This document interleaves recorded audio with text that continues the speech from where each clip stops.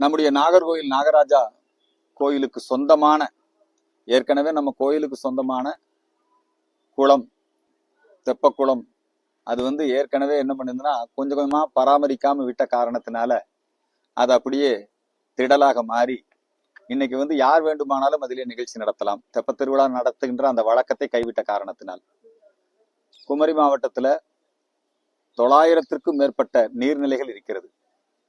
அந்த நீர்நிலைகள் எல்லாம் இப்பொழுது ஆக்கிரமிக்கப்பட்டிருக்கிறது. நீர்நிலைகள் எல்லாம் கோவிலோடு தொடர்புடையவாக இருக்கிறது. நம்முடைய நாகராஜா கோவிலுக்கு சொந்தமான மற்றொரு குளம்தான் உமைபாங்க நேரி குளம். அது இப்ப செம்மங்குளம்ங்கிற பேர்ல அழைக்கப்படுகிறது.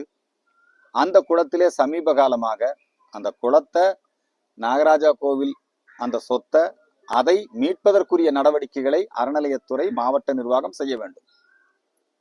ஆனா இப்ப என்ன பண்றாங்கன்னா தனியார் மூலமாக மாநகராட்சி உள்ளாட்சி அமைப்புகளுடைய அனுமதியை பெற்று அந்த குளத்தை நாங்க மேம்படுத்துறோம், தனியாருக்கு வாய்ப்பு கொடுக்குறாங்க. எப்படி இங்க குளத்தை கவனிக்காம விட்டு இப்ப நாகராஜா திடல்ங்கிறது இப்ப எல்லாருக்கும் பொதுவான திடலா ஆகி போச்சு.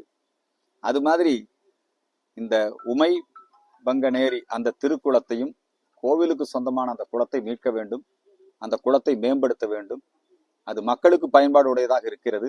இப்ப சில தனியார்கள் ஏற்கனவே அந்த முயற்சி சில பேர் செஞ்சாங்க, அதெல்லாம் முறியடிக்கப்பட்டது. நீதிமன்றத்துல வழக்குகளும் நிலுவையில இருக்கிறது. எனவே அறநிலையத்துறை முறையாக இதன் பேரிலே வழக்கு நடத்தி அந்த உமைபங்கநேரி குளத்தை மீட்டு கோவில் சொத்தாக மாற்றி அதனை தொடர்ந்து பொதுமக்களுடைய பயன்பாட்டிற்கு கொண்டு வர வேண்டும் என்கிற வேண்டுகோளை முன்வைக்கின்றோம். தனியார் அதிலே தலையிட்டு அதை ஒரு சுற்றுலா தலமாக மாற்ற மாதிரி என்னமோ எல்லாம் சொல்றாங்க. அந்த குளத்துக்குள் நடுவில் ஏதாவது ஹோட்டலோ அல்லது வாகன நிறுத்தமோ அப்படி ஏதாவது பண்ற மாதிரி முயற்சிகளை எடுக்கிறார்கள். அதற்கு அறநிலையத்துறை அனுமதிக்க கூடாது. அந்த குளம் முழுமையாக மீட்கப்பட வேண்டும். இதற்காக கோரிக்கை மனுவை நாங்கள் மாவட்ட நிர்வாகத்திற்கும் அறநிலையத்துறைக்கும் சமர்ப்பிக்க இருக்கிறோம். இந்த குளம் எந்த அளவுக்கு நம்முடைய திருக்கோவிலுக்கு சொந்தமானது அப்படிங்கிறதுக்கான ஆவணங்களும் நாங்கள் இங்கே கொடுத்திருக்கிறோம். ஆகவே குளத்தை மீட்க வேண்டும் என்கிற கோரிக்கையை முன்வைக்கிறோம்.